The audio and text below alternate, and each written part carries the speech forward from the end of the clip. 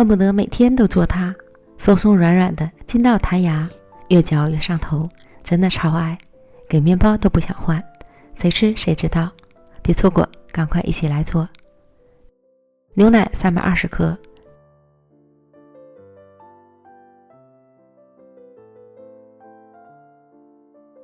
酵母3克，糖25克，充分搅匀，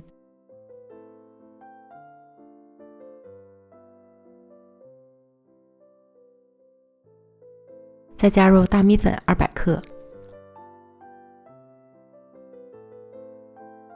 普通中筋面粉100克，顺着一个方向多搅拌一会儿。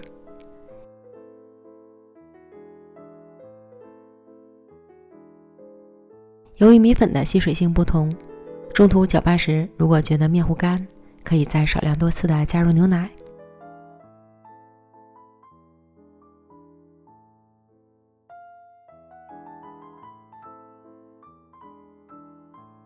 搅拌成细腻顺滑呈流线状的面糊，最后再加入12克油，搅拌均匀。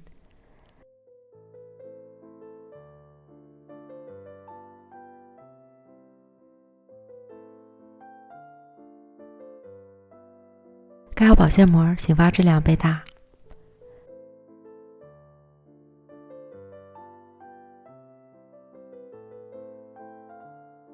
发酵好的面糊内部充满了大气孔，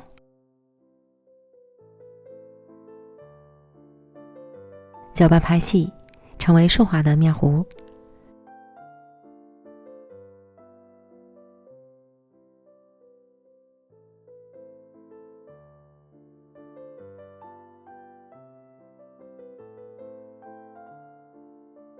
平底锅里倒入稍微多一点的油，倒入一半的面糊。我这个小平底锅是20厘米的。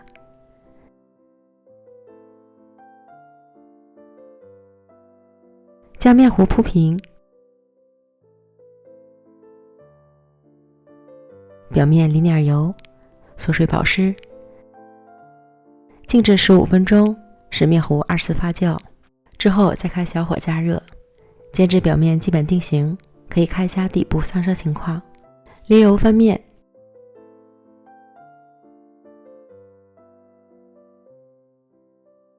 上色刚刚好。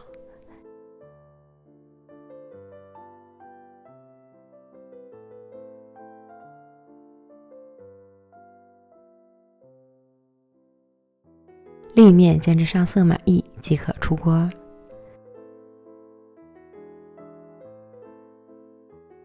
放到晾架上冷却一会儿，最后再分割成小块就可以开吃了。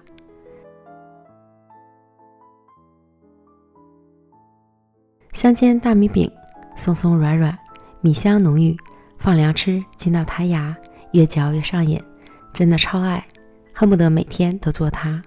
关键做法还非常简单，朋友们赶快安排起来吧。